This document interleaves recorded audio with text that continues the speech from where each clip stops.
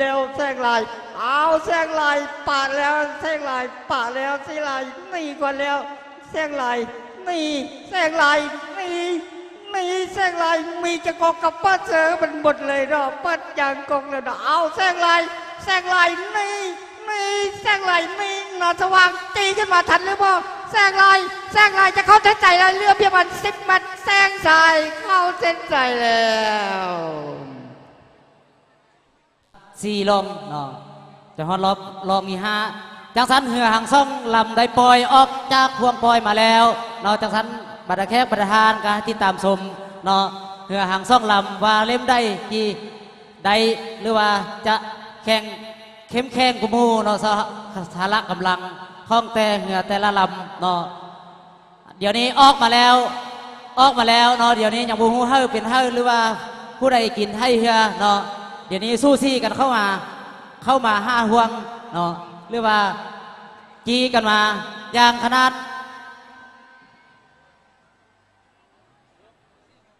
ตั้งคนตั้งคุดตั้งคนตั้งไทยชุดเทือทุดแทงทางคนตั้งไทยตั้งคนตั้งคุดเดี๋ยวนี้นำทรงอยู่ฟังเวียงจันทร์ทบกับสยามมงคลอยู่ฟังปักลายมาแล้วติดตามชมเบิ้งบัตรแค่ประธานเนาะที่ว่าอยู่ห่างบ้านหรือว่าอยู่ห่างเหนือของเฮาเนาะปีนี้จะเป็นจะได้เดี๋ยวนี้นำทรงอยู่ฟังเวียงจันทร์ทบกับสยามมงคลอยู่ฟังปักลายเดี๋ยวนี้จูจีสู้ซี่กันมาแล้วสยามคุณมาแล้วนำทรงขึ้นมาหน่อยนึงนำทรงขึ้นมาตื่นหน่อยนึงสยามคุณนำพันหรือบ่เนาะเดี๋ยวนี้กำลังสู้ซี่กันอย่างสุดอกสุดใจสุดขวบสมัติเนาะข้องนักสิหายแต่หัง2 เล่ม2 ลำเนาะเดี๋ยวนี้แข่งขันกันมาแล้วนำทรงอยู่ฟังเวียงจันทร์ทบกับสยามมงคลอยู่ฟังปักลายมาแล้วนำทรงขึ้นมาหน่อยนึงแล้วนำทรงขึ้นมาหน่อยนึงแล้วนำทรงนี่นำทรงนี่ได้นี่บ่สยามมงคลจี้ขึ้นมาเป็นยังไงเนาะท่านผู้ชมติดตามชมเบิ่งเพราะนำทรงอยู่ฟังเวียงจันทร์ทบกับห้วยเลยน้อยพบกับสยามคุณอยู่ฟังปักลายนี่สยามคุณนำขึ้นมานำทรงนี่อันบ่เดี๋ยวนี้ก็กี่เราเองแล้วเนาะสยามคุณขึ้นมานำทรงขึ้นมาเข้าเส้นใส่เป็นทีเรียบห้อยแล้วก็ต้องโคปะพจน์อะไรเนาะท่านรอ5 คณะกรรมการระวังหัวไหลน้อยฟังเวียงจันทร์พบกับแกงซาวฟังปักลายนัดนี้คู่นี้จะแม่นคู่ล้างตาพี่น้องโอ้ยมาเบิงปีกายนี้เจอกันมาเนาะมาสิงเอาที่4 ที่ 5ปรากฏว่าบอสนาหัวไหลน้อยมาเปียดขึ้นเส้นใส่ยืนเอาโค้งสุดท้ายเนาะมาเบิงมือนี้เวลานี้กำลังเห็นอยู่กันนี้จะแม่นนัดล้างตา เอามาเบิงหัวไหลน้อยเวียงจันทร์แกงซาวปักลายเอามาติดตามเบิงเสื้อสีฟ้าหรือว่าเสื้อสีเขียวเขาเห็นอยู่ขณะนี้ฟังเวียงจันทร์และก็แมนห้วยไหลน้อยทีมเจ้าภาพแกงซาวฟังปักลายเสื้อสีแดงอันใดจะเกิดขึ้นพี่น้องมาเบิงเสื้อ2 โตจะอยู่ทำเดียวกันบ่ได้พี่น้องเอามาเบิงอันใดจะเกิดขึ้นพี่น้องห้วยไหลน้อยเวียงจันทร์แกงซาวปักลายเอามาเบิ้งน้อยเวียงจันทร์แกงซาวปักลายแกงซาวสีแดงอยู่ฟังปักลายอยู่หัวน้อยเสื้อสีเขียวเนาะสีเขียวฟังเวียงจันทร์แมนหัวน้อยทีมเจ้าภาพหรือว่าเจ้าบ้านเอามาเบิ้งพี่น้องอันนั้นจะเกิดขึ้นเสื้อ2 โตจะดูทำเดียวกันบ่ได้ต่างฝ่ายต่างลังอินเศร้าเนาะลังอินฟ้าแล้วโอ้ยเอากองเชียร์แต่ละบ้านกันที่มันเริ่มสตาร์ทขึ้นเลยแกงเศร้าขยับขึ้นมาแกงเศร้าเอาแกงเศร้านี่ไปนั่นเองแล้วแกงเศร้าโอ้ยแกงเศร้าหัวไหลน้อยทันบ่แกงเศร้าเบียดขึ้นมาแกงเศร้าเบียดขึ้นมาแล้วแกงเศร้าเบียดขึ้นมาแกงเศร้าเข้าเส้นใส่แล้ว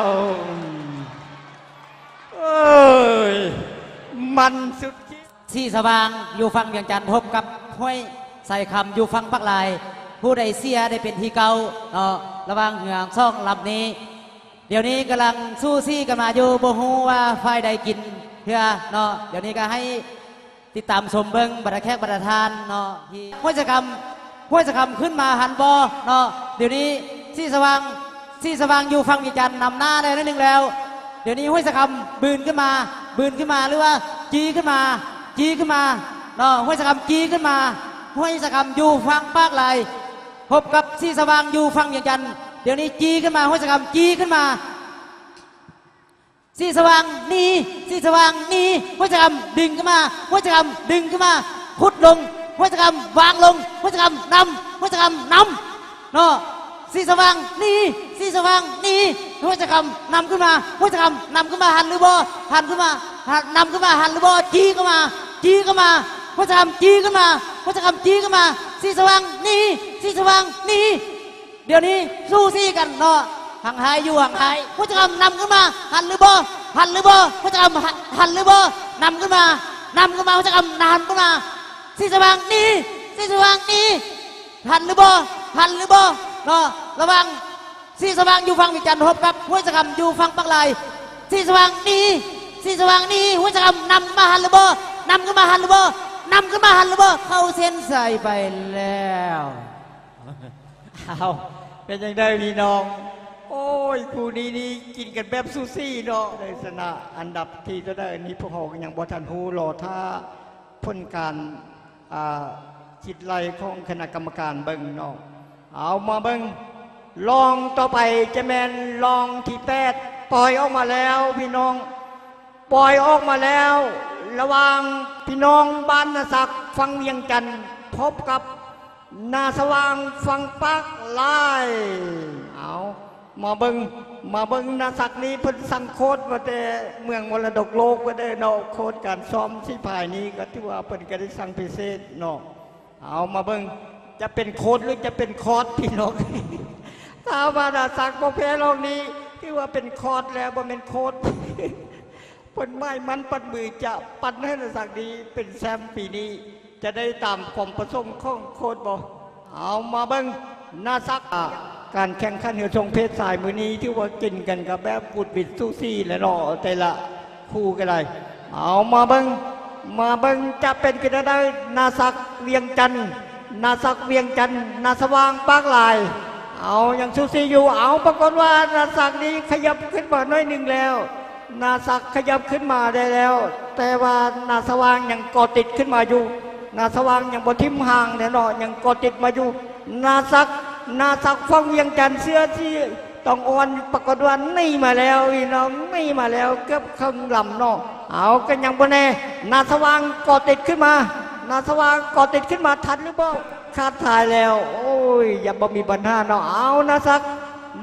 เอานี่เอาเรือประมาณ10กว่าเมตรจะเข้าเส้นใส่แล้วโอ้นาศักเข้าเส้นใส่ไปแล้ว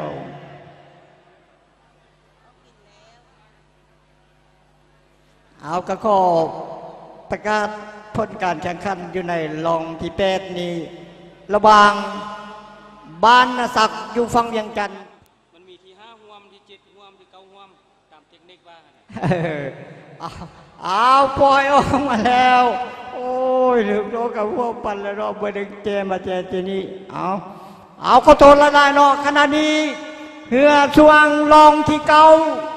ระหว่างบ้านสัญญมงคลอยู่ฝั่งปากลายพบกับซีสาชมพูอยู่ฝั่งเวียงจันทร์เริ่มปล่อยออกมาแล้วพี่น้องเอามาเบิ่ง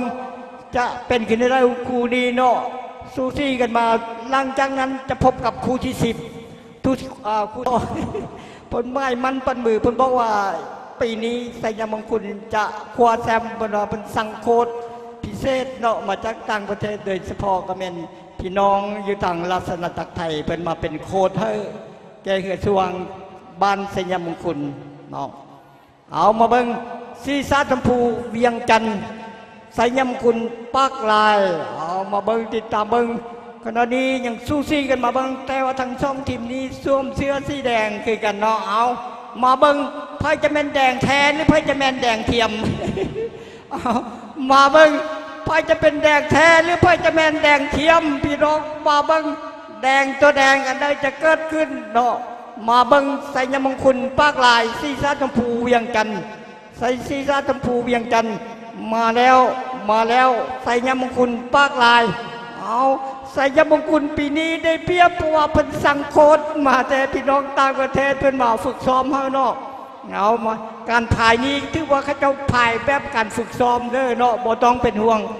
โดยเฉพาะก็เป็นปฏิบัติตามโค้ดเพิ่นแนะนำฮอดคันนั้นตั้งใส่จังหวะดีฮอดคันนี้จ้องใส่จังหวะนั้นเนาะอันนี้ตามโค้ดเพิ่นแนะนำให้เนาะเอาปรากฏว่าขณะนี้จะบ่มีปัญหาแล้วเอาสัญญามงคลเป็นไฟขยับขึ้นมาแล้ว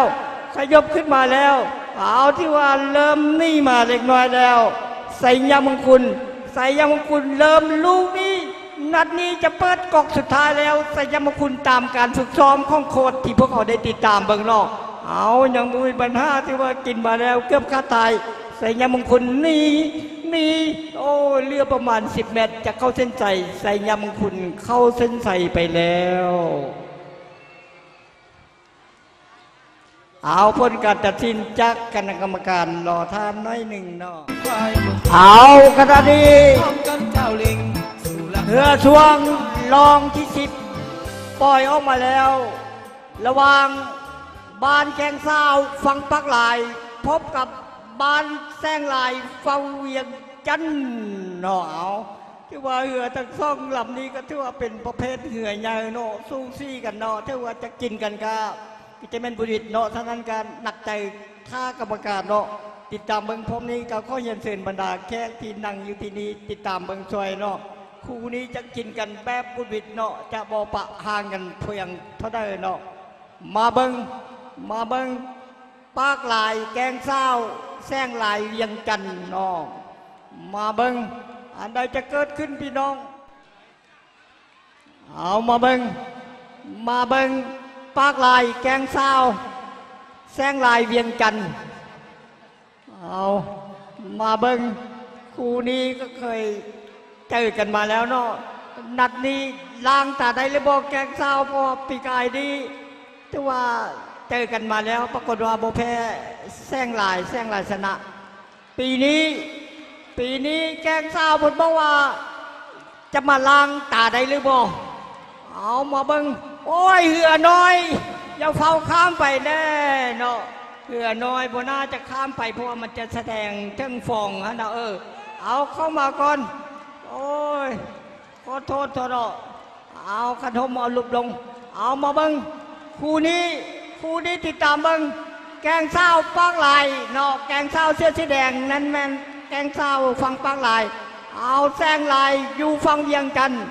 มาเบิ้งลำได้ขยับขึ้นเอาลูกนี้นู่นนี่เวลานี้ขณะนี้แซงลายขยับขึ้นมาแล้วหนานั้นแกงเศร้าก็ติดเข้ามาเอามาเบิ้งพี่น้องบังคักคู่นี้ระหว่างแกงเศร้าปากลายแซงลายเวียงจันทน์เอาพอจะเข้าเส้นชัยก่อนกันมาเบิ้ง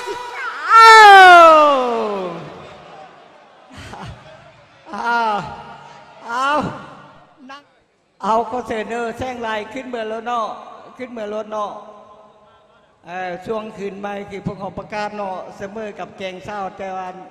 ลองนี้เขาจะได้เปลี่ยนไหลน้ำกันเอาออกมาแล้ว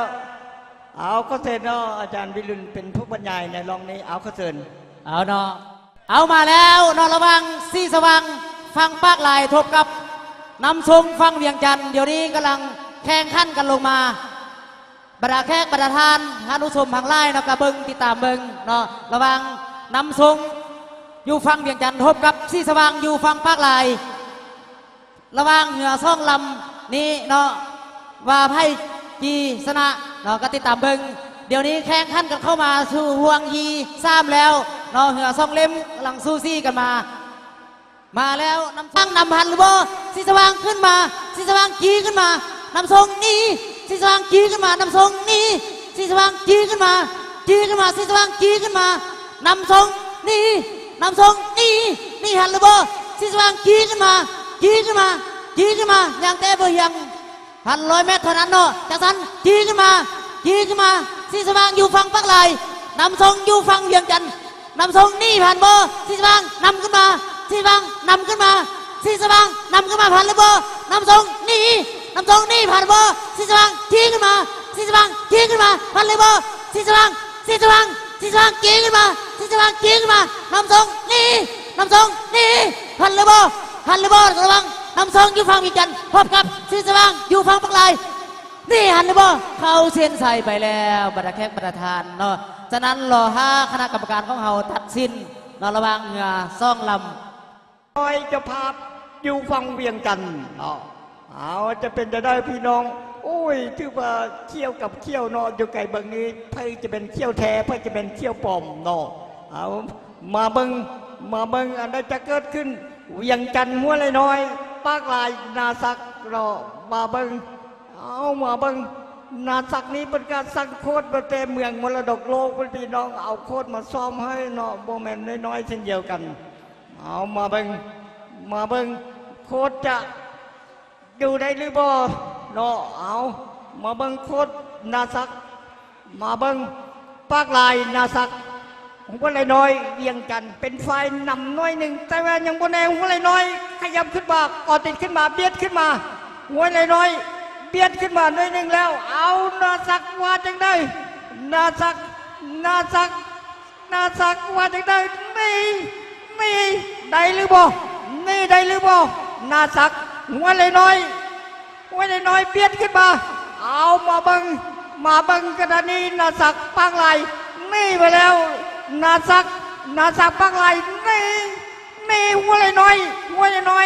เบียดขึ้นมาจีขึ้นมาหัวไหลน้อยจีขึ้นมาทันหรือบ่หัวไหลน้อยจีขึ้นมานาซักนี่เรือประมาณสาวก็มันจะทั้งเส้นใจนาซัก